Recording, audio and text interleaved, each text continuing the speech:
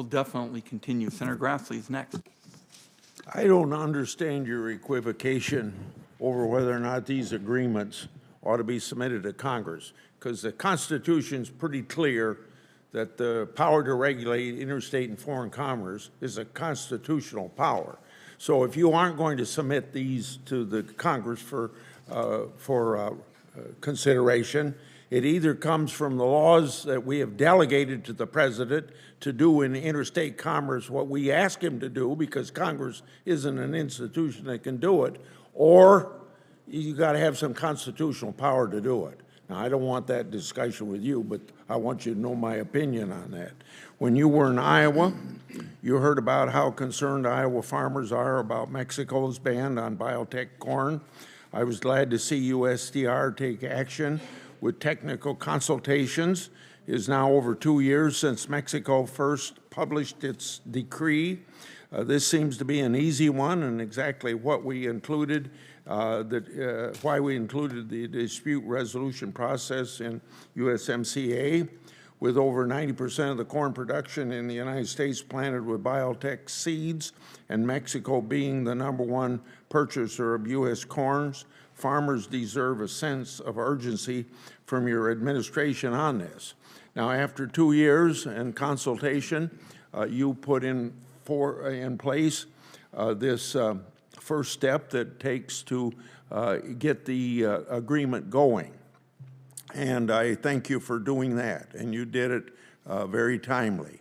Now, after you said that all options are on the table when you had your opening statement, there is only one option, and on April the 7th, that's after 30 days, I would expect you to file a formal dispute settlement. Are you going to do that? Well, Senator Grassley, you speak on this issue loud and clear, and I hear you in terms of your expectations. We are in the process of the technical consultations, and just to be clear about what technical consultations mean, that means sitting down at a table with Mexico and pressing Mexico to come forward with the scientific basis for the aspects of its decree that impact our biotechnology agricultural reports. So. Senator Grassley, I will keep you apprised of how the current consultations are going, but you are absolutely correct about the rules under the USMCA, and that 30 days after the filing of the technical consultations, we have the option of moving forward. Let me stay in very close contact with you about next steps. Well, if you don't let the Mexican government know right now that you're going to institute that, you're going to continue these conversations for the 2 years that they've already gone on, and they're never going to end. You've got a process that has an end to it, and that process needs to be instituted, and it needs to be instituted on April the 7th. We've been talking for 2 years. You are absolutely right that we have those tools for a reason, and I assure you that it is not my intention to allow this to go on indefinitely. On to another matter. In your testimony, you mentioned that your agency will monitor the practices of other trading partners to ensure U.S. agricultural products are not subject to unfair, unjustified, and discriminatory restrictions. Last month, I led a letter with 9 other senators around President Biden meeting with the President of Brazil. Just a week prior to that meeting, Brazil reinstituted a 16% tariff rate on U.S. ethanol. While Brazil may want more sugar access, they already have access to the U.S. with duty-free ethanol imports that qualify for renewable fuel standards in California's low-carbon fuel program. This is unfair, it's unjustified, and yet President Biden made no mention whatsoever that I know of about the new tariff when he had the chance. So I'm happy that you're focused on work-centric trade policy. Then can you work with me to end the unjustified increase in U.S. ethanol tariffs? I'd be happy to. I also would like you to know that I was in Brazil 2 weeks ago, and that my chief agricultural negotiator will also be following up on this particular issue, and that I most certainly did raise this on my trip to Brasilia.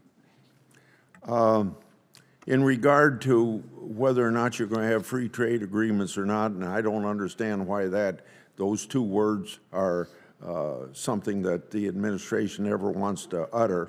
But you're talking about having certain talks with Kenya, UK, and a couple other countries, and you call them robust discussions. Robust discussions are not good enough.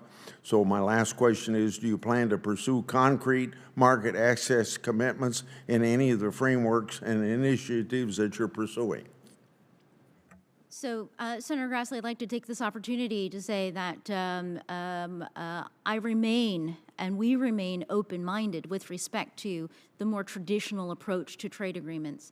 However, with respect to each individual partner that we negotiate with, and with respect to the U.S. economic and world economic situation, we want to make sure that our trade policies are tailored to the needs of the relationship and the needs of our economies. At this moment, we do not have tariff liberalization negotiations going on with a partner. However, I want to indicate to you that I remain open-minded that when it is fit for the partner and the times, that we are happy to do the right thing by the U.S. economy.